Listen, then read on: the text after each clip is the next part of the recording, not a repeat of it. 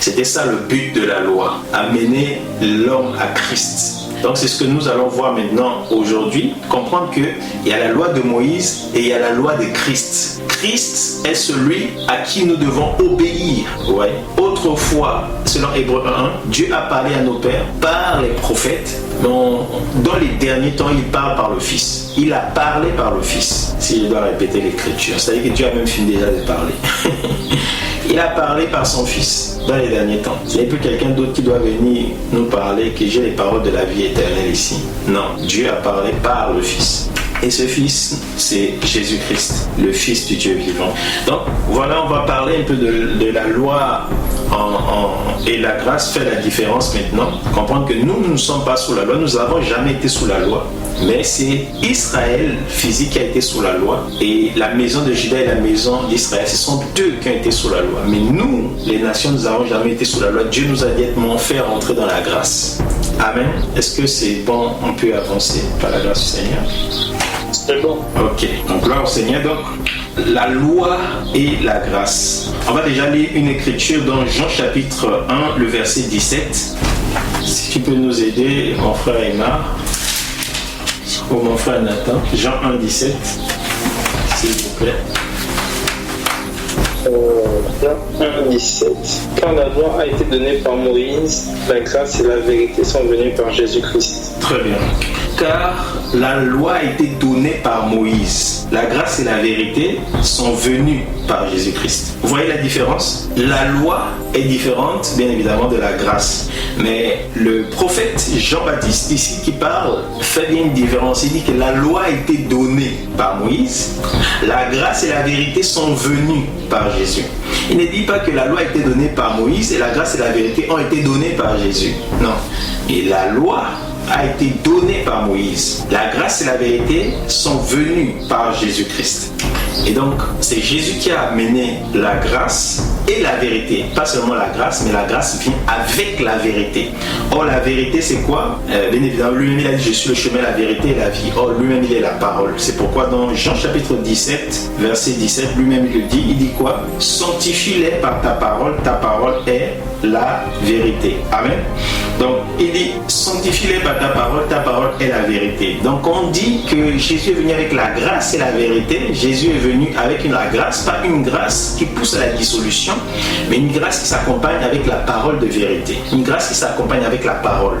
La grâce n'est pas sans loi. C'est ce qu'on doit comprendre. Quand on dit que Moïse est venu avec la loi, Moïse a donné la loi, Christ est venu avec la grâce et la vérité. Cette grâce et la vérité là aussi, c'est toute une dispensation. Voilà, c'est là une gestion du culte, une gestion de l'adoration, comment adorer, comment pratiquer, comment plaire à Dieu justement, comment vivre la volonté de Dieu au quotidien, dans la manière de manger, la manière de se vêtir, même la manière de regarder quelqu'un.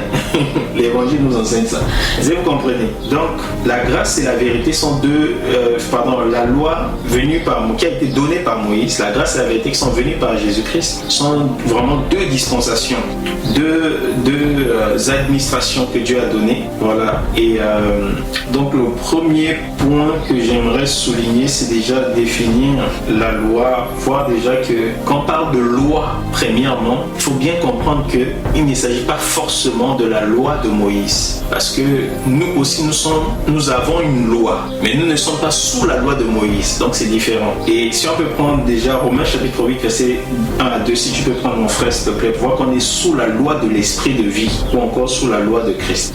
Elle dit Romains 8, 1 à 2, c'est ça? Oui. Il n'y a donc maintenant aucune condamnation pour ceux qui sont en Jésus-Christ. En effet, la loi de l'esprit de vie en Jésus-Christ m'a affranchi de la loi du péché et de la mort. Voilà, la loi de l'esprit de vie en Jésus-Christ m'a affranchi de la loi du péché et de la mort. La loi du péché et de la mort, en d'autres termes, la loi de Moïse. C'est par elle qui nous fait, c'est la loi de Moïse qui nous fait connaître le péché et qui nous fait connaître la mort. Mais la loi de l'esprit de vie, c'est-à-dire la loi de Christ, nous fait rentrer dans la dispensation dispensation de l'esprit et nous fait obtenir la vie. Ouais. Donc il y a la loi, une loi qui te fait entrer en communion avec le péché et la mort. Il y a une loi qui te fait entrer en communion avec l'esprit et la vie. Et c'est la loi de Christ et la loi de Moïse, ces deux lois-là. On peut encore le lire, Paul le dit encore dans 1 Corinthiens chapitre 9, versets 20 à 21. Il fait une différence entre la loi de Christ et la loi de Moïse. Tu veux qu'on lise ça ou bien? Oui, s'il te plaît, 1 Corinthiens 9, 20 à 21. 20 à 21. Avec les Juifs, j'ai été comme juif afin de gagner les Juifs. Avec ceux qui sont sous la loi comme sous la loi, quoique je ne sois pas moi-même sous la loi, afin de gagner ceux qui sont sous la loi. Avec ceux qui sont sans loi comme sans loi, quoique je ne sois point sans la loi de Dieu, étant sous la loi de Christ, afin de gagner ceux qui sont sans loi. Voilà. Avec ceux qui sont sous la loi, comment? Avec ceux qui sont sous la loi comme sous la loi, quoique je ne sois pas moi-même sous la loi. Voilà. Afin de gagner ceux qui sont sous la loi. Très bien. Avec ceux qui sont sous la loi là c'est la loi de Moïse. C'est-à-dire qu'avec ceux qui étaient sous la loi de Moïse, qu'est-ce que Paul faisait? Il allait au temple. Qu'est-ce que Paul faisait? Il faisait aussi les ablutions comme les apôtres l'ont suggéré. Donc quand on voit les apôtres agir comme s'ils étaient sous la loi, en vérité ils ne sont pas sous la loi. C'est ce que les gens doivent comprendre. Les apôtres, quoique ils allaient dans les temples, quoique ils observaient le sabbat, mais ils ne le faisaient pas comme étant sous la loi, mais c'était afin de gagner ceux qui étaient sous la loi. Vous voyez? Mais Paul dit quoi? Avec ceux qui sont sous la loi, comme étant sous la loi, quoique n'étant pas sous la loi, puisqu'il est sous la loi de Christ. Tu vois? Donc la loi de Christ qui est la loi de l'esprit de vie, qui nous a franchi de la loi du péché et de la mort, qui est la loi de Moïse. Ouais. Et l'Écriture dit donc, Galates chapitre 6, verset 2, portez les fardeaux des uns les autres et vous accomplirez ainsi la loi de Christ. Donc nous avons une loi à accomplir. Nous sommes sous la loi de Christ. La grâce ne veut pas dire qu'on n'a pas une loi. Vous voyez? Mais la grâce est venue aussi avec la loi, a été donnée aussi avec la loi. Parce que Jean, comme j'ai souligné tout à l'heure, Jean-Baptiste a dit la loi a été donnée par Moïse. Mais la grâce et la vérité sont venues par Jésus. En vérité, le Seigneur est venu avec la grâce et la vérité, mais c'est pas lui qui a donné, c'est pas lui qui a dispensé la grâce et la vérité. Parce qu'il a établi les apôtres pour dispenser, pour être des dispensateurs. Vous voyez un peu? Dans cette dispensation de la grâce, on peut le lire, hein, c'est pas moi. Voilà.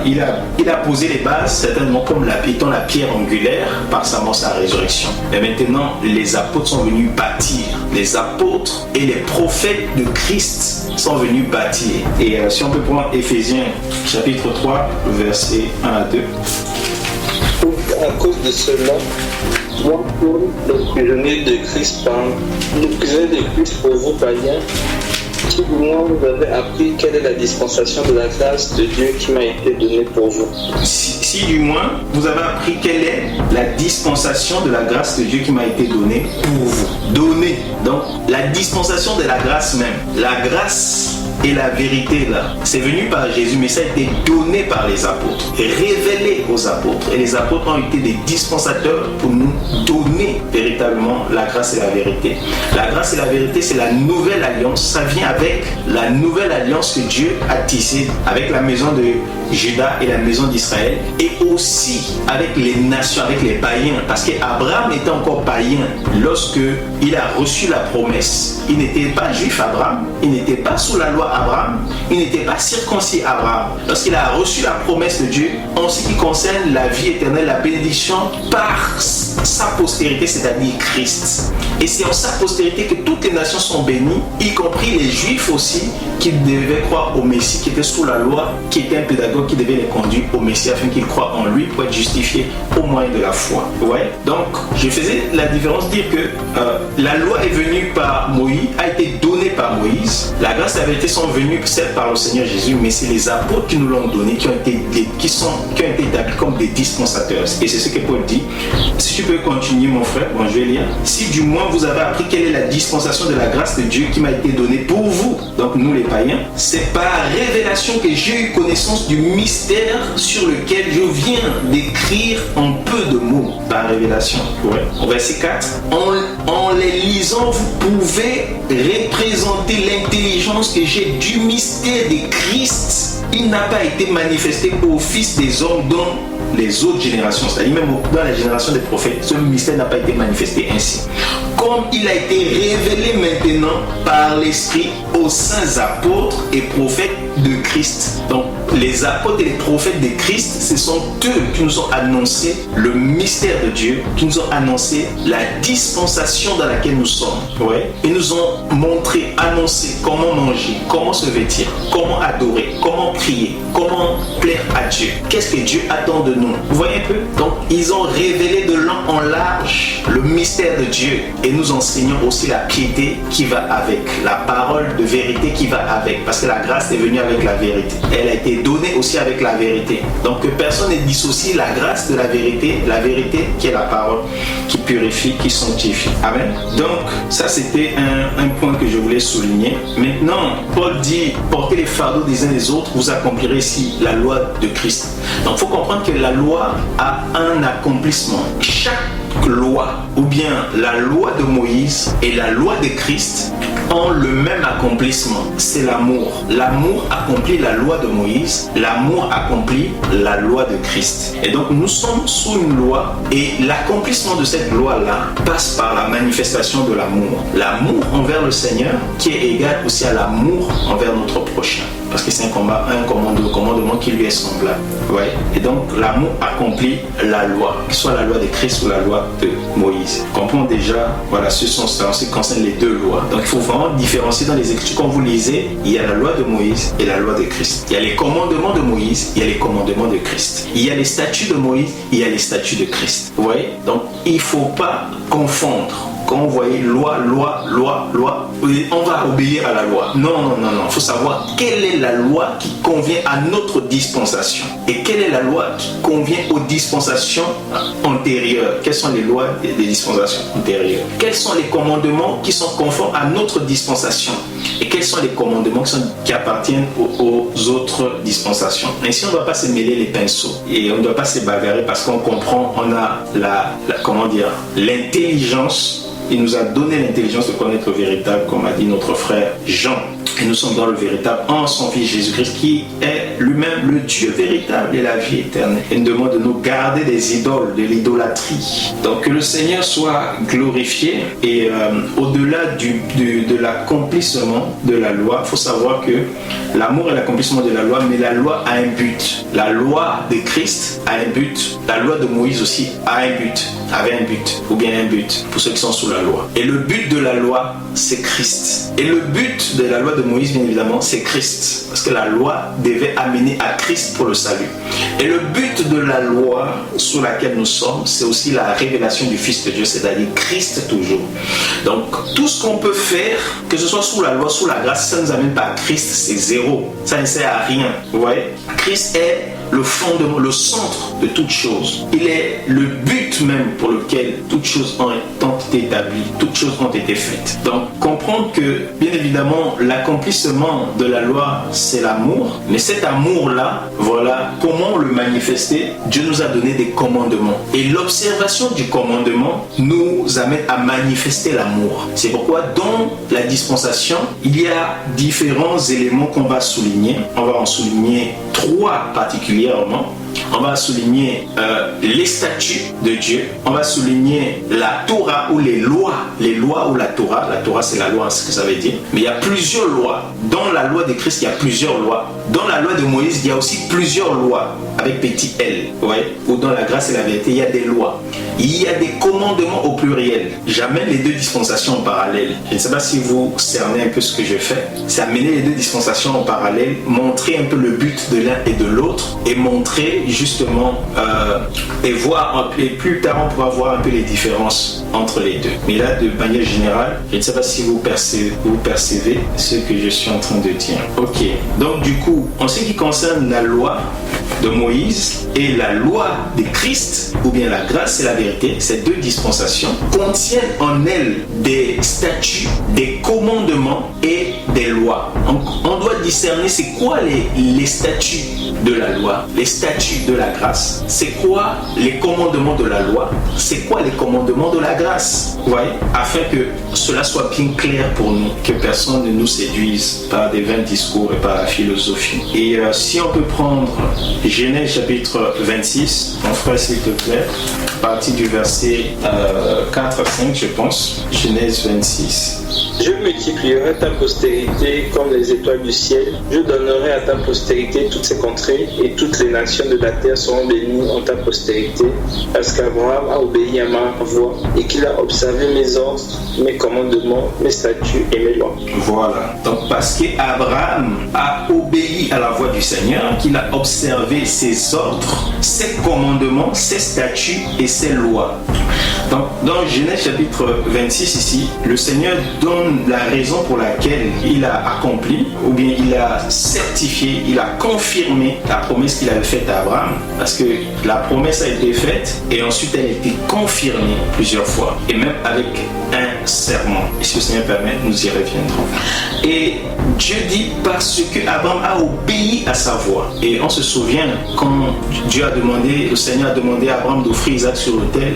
Et si Abraham a obéi à la voix du Seigneur, et le Seigneur va confirmer la promesse en ajoutant un serment à la promesse, en jurant par lui-même, ne pouvant jurer par quelqu'un qui est plus grand que lui. Vous voyez?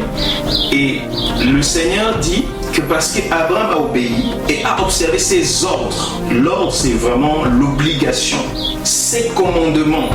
Le commandement aussi est un ordre. Donc on va mettre ça dans la même catégorie, l'ordre, le commandement. Mais il descend, il dit parce qu'Abraham a obéi à mes ordres, mes commandements, mes statuts et mes lois. Vous voyez? Donc si on doit résumer ce que Dieu dit là, on peut les résumer en trois catégories. Les commandements de Dieu, les statuts de Dieu et les lois de Dieu au pluriel. Abraham a obéi en cela dans sa dispensation. Dans la dispensation des patriarches, ils avaient aussi des commandements que Dieu les avait donnés. Ils avaient aussi des lois au pluriel que Dieu les avait données. Et ils avaient des statuts que le Seigneur les avait donnés. Donc Abraham qui a marché par la foi, notre Père, il n'était pas, en fait, qui a reçu la grâce de Dieu, il n'était pas un homme sans loi, il n'était pas un homme sans les statuts de Dieu, sans les commandements de Dieu. Et nous qui avons aussi reçu la grâce de Dieu en recevant la promesse d'Abraham, en croyant en elle et en entrant dans l'accomplissement de la promesse dans le Messie, dans la postérité d'Abraham, nous devons comprendre aussi que nous ne pouvons pas être aussi sans loi. Nous ne pouvons pas être aussi sans commandement, sans les statuts de Dieu. Donc sans ces trois choses-là, ces trois choses sont vraiment importantes à comprendre que nous, sous la grâce, nous avons aussi des lois, donc des Torah, des lois. La loi, quand on parle de loi, c'est traduit loi directement, mais en vérité c'est Torah. Et Torah qui veut dire loi, qui veut dire aussi enseignement, ouais, qui veut aussi dire l'enseignement, ou encore la doctrine. Nous ne sommes pas sans doctrine, nous ne sommes pas sans enseignement, nous ne sommes pas sans loi. Et nous ne sommes pas aussi sans commandement et sans statut. La loi en avait, les patriarches ont eu, sous la loi ils en avaient, sous la grâce nous en avons aussi. Et c'est important de pouvoir comprendre. Maintenant, quelle est la différence entre le statut, la Torah ou l'enseignement ou la loi et les commandements? Quelle est la différence? Quel est le lien? Si on peut prendre le psaume 119, le verset 99 au verset 100, s'il te plaît mon frère. Ok. Je suis plus instruit que tous mes maîtres dans tes préceptes sont l'objet de ma méditation. J'ai plus d'intelligence que les vieillards car j'observe tes ordonnances. Je suis plus intelligent, verset 99. Je suis plus intelligent que ceux qui m'avaient enseigné. Pourquoi? Parce que tes témoignages sont ma méditation. Chez toi, c'est écrit quoi là-bas? À la place de témoignages. Précepte, tu as vu, ça biaise tout. Et dans l'hébreu aussi, c'est vraiment témoignage qui est écrit. Je suis plus intelligent intelligent que tous ceux qui m'avaient enseigné parce que tes témoignages sont ma méditation ou l'objet de ma méditation. Et il continue en disant, je comprends mieux que les anciens, ou je suis plus instruit que les anciens parce que, plus instruit que les anciens ou plus que les vieillards, parce que je garde tes statuts. Le mot précepte ici, c'est statut. Vous voyez un peu, c'est bon pour tout le monde ou pas? Oui. Voilà. Donc le mot précepte qui veut aussi dire le mot, derrière le mot qui est utilisé en hébreu, ça signifie aussi le mot statut. Mais c'est pas mal si on traduit par précepte. Donc les statuts et les préceptes, c'est la même chose. Et ce que je voulais souligner, c'est que David dit que je suis plus intelligent que ceux qui m'ont enseigné. Pourquoi? Parce que je garde tes témoignages. Donc si tu veux être plus intelligent, avoir l'intelligence c'est la capacité de comprendre, de comprendre les mystères, de comprendre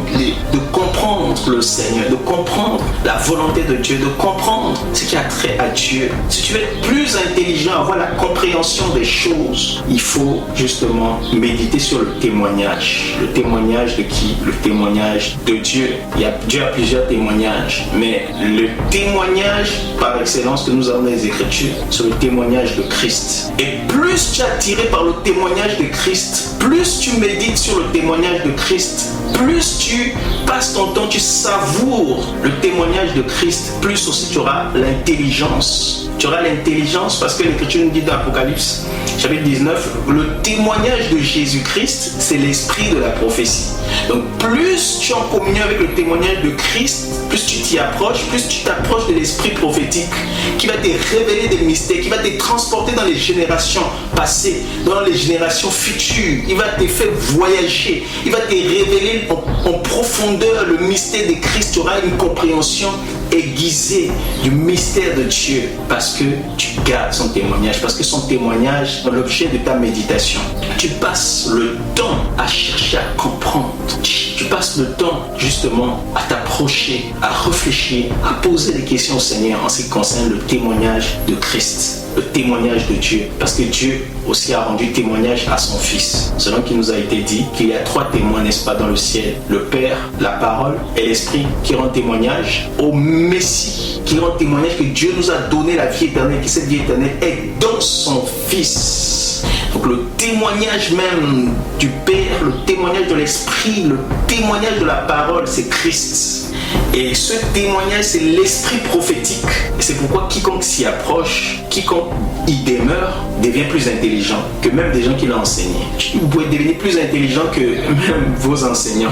Vous allez voir que les enseignants ne sont plus profonds parce que vous-même dans la communion avec le Seigneur vous amène dans des profondeurs éternelles. Vous voyez? Donc, approchons-nous de ces témoignages. Mais ce qui nous intéresse ici, ce sont ces statuts. Et David dit, je comprends mieux, j'ai une compréhension mieux, j'ai une instruction. Parce que dans d'autres versions, c'est écrit, dans la version des mages, je pense, que j'ai plus de connaissances, plus d'instructions. C'est ça? C'est écrit comment, mon frère, s'il te plaît? Le verset 100. Verset 100, verset 100, c'est j'ai plus d'intelligence. Voilà, j'ai plus d'intelligence, désolé, voilà. J'ai plus d'intelligence que les vieillards. Pourquoi? Parce que j'observe, je garde tes statuts, je garde tes préceptes. Préceptes ou statuts, la même chose. Donc quand tu gardes les statuts de Dieu, ça va te donner l'intelligence. Or l'intelligence, c'est la capacité même de comprendre, de cerner. Tout de suite tu lis quelque chose, tu comprends parce que quoi? Tu gardes les statuts du Seigneur. Vous voyez? Donc Abraham avait des statuts, nous aussi nous en avons, mais il faut garder les statuts de Dieu, conformément à notre dispensation, bien évidemment. On va expliquer bien c'est quoi le statut peut-être plus tard. Donc en général, on a une grande loi. Nous sommes sous une grande loi qu'on appelle la loi de Christ. Eux, ils étaient sous une grande loi qu'ils appelaient la loi de Moïse. Mais la loi de Moïse, je disais, la loi avec grand L, la loi de Moïse, et la loi avec grand L, la loi de Christ, ou bien la dispensation de la loi, la dispensation de la grâce et de la vérité. Ces deux dispensations-là ont est des statuts, des lois, des Torahs au pluriel, donc des petites lois. Et cette Torah, ou bien ces lois, qui signifient aussi des enseignements, la Torah, c'est la loi, c'est aussi l'enseignement, c'est aussi justement la doctrine, c'est ce qu'on appelle la doctrine sous la grâce. Et la loi, c'est quoi? C'est une borne que le Seigneur nous donne aussi. Son enseignement, de toute façon, ces prescriptions sont des bornes. Ce que le Seigneur nous a prescrit, que ce soit par les apôtres notamment par les apôtres, ce sont des bornes qu'on ne peut pas violer, ce qu'il nous a prescrit. Et les enseignements aussi qu'il nous a donnés par les apôtres sont aussi des bornes. Donc, dans la loi de Christ vient aussi avec un enseignement, avec une Torah. Si on peut prendre Tite 2, le verset 11 à 13, pour voir que la dispensation dans laquelle nous sommes, qui est la dispensation de la grâce, ou bien la dispensation de la loi de l'esprit de vie, ou la loi de Christ, ça dépend comment on veut appeler. Mais cette dispensation-là vient aussi avec une Torah, avec une loi en général. Et cette loi-là, vous voyez, cet enseignement, parce que quand il dit loi, peut-être vous voyez directement commandement. Mais loi et enseignement ou doctrine, sont des synonymes. C'est pour ça que j'ai fait exprès de pouvoir dire les synonymes pour qu'on puisse retenir. Donc, cette doctrine-là nous vient avec des enseignements. La grâce vient avec une doctrine, avec des enseignements. Mon frère Mas, tu peux prendre Tite 2, 11 à 13, s'il te plaît. Quand la grâce de Dieu, source de salut pour tous les hommes, a été manifestée, elle nous enseigne à renoncer à l'impiété et au convoitisme mondain et à vivre dans le siècle présent selon la sagesse, la justice et la piété, en attendant la bienheureuse espérance et la manifestation de la gloire du grand Dieu et de notre Sauveur Jésus-Christ. Très bien, amen. Donc, on comprend que la grâce de Dieu a été manifestée. Et la grâce de Dieu nous amène quelque part, c'est à la manifestation de la gloire de notre grand Dieu et Sauveur, Jésus-Christ. Donc, en attendant la manifestation de Christ, nous sommes sous la grâce de Dieu. Mais cette grâce de Dieu-là doit nous enseigner. Elle doit nous donner une doctrine, une loi, littéralement. Donc, la grâce vient avec un enseignement, elle vient avec une doctrine. Elle vient avec une loi, vous voyez. Et cette loi, cette doctrine, cet enseignement a pour but, justement, de nous amener à vivre dans le présent siècle d'une manière à renoncer à l'impiété, au convoitisme mondain et à vivre dans le siècle présent selon la sagesse, la justice et la piété. Ouais. Donc la grâce a une doctrine qui enseigne comment vivre dans la justice, comment vivre dans la piété, comment vivre dans la sagesse, comment renoncer aux passions mondaines, comment renoncer à l'impiété. Ça fait partie de la grâce de Dieu. Il y a une doctrine qu'on doit comprendre. Et dans la doctrine, il y a aussi des commandements. La loi, c'est quoi? La loi, c'est le principe, c'est ça. L'enseignement ou la loi ou la Torah, c'est le principe qu'il y a derrière quelque chose.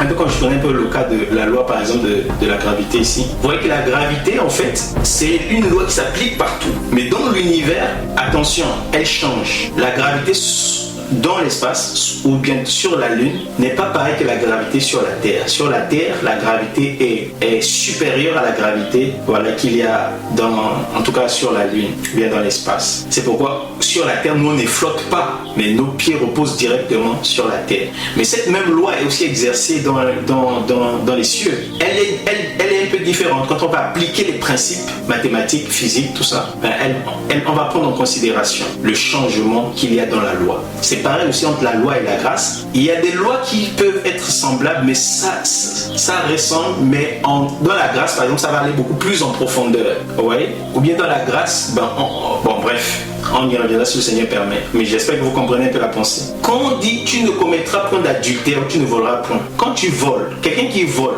bien quelqu'un qui commet d'adultère, il ne peut pas dire qu'il marche dans l'amour parce que, qu'est-ce qu'il fait? Il fait du mal à son prochain. Quand tu voles, tu fais du mal à ton prochain. Quand tu commets l'adultère, tu fais du mal aussi à ta partenaire. Et aussi même à la personne, peut-être même, je ne sais pas trop, la femme d'autrui ou bien l'autre. Vous voyez? Quand l'Écriture donne un commandement, derrière le commandement, il y a toujours l'amour. Parce que le but du commandement, c'est l'amour qui provient d'un cœur pur, d'une bonne conscience et d'une foi sincère. Ouais. Donc, le commandement nous amène à aimer. Mais l'enseignement nous enseigne en général comment le faire. C'est une loi derrière, tu vois. Et dans cette loi-là, il y a des injonctions, il y a des ordres qu'on doit impérativement obéir. Ça fait partie de l'enseignement, ça fait partie de la doctrine, ça fait partie de la Torah, des commandements du Seigneur. Par exemple, aussi, on peut avoir des statuts comme le fait qu'on voit, par exemple, que le Seigneur veut que la femme s'habille avec pudeur, avec modestie, avec décence. Donc, PMD. Que nos sœurs soient PMD. Pas seulement les sœurs, mais nous aussi, que nous soyons des PMD. Soyons habillés PMD avec pudeur, modestie et décence. Tu vois. on va considérer cette parole par exemple comme un statut de Dieu. Mais pour pouvoir atteindre cela, ce statut-là, il faudrait justement qu'il y ait une loi derrière. Et la loi, bien évidemment, ce serait déjà l'amour. C'est l'amour qui doit nous amener à nous habiller correctement pour ne pas être une occasion de chute pour notre prochain. Ouais. Et il faut des commandements qui nous obligent à faire certaines choses, qui nous interdisent certaines choses, de porter certaines choses ou qui nous poussent à faire certaines choses. Vous voyez un peu ce que je veux dire? Je ne sais pas si c'est beaucoup plus clair.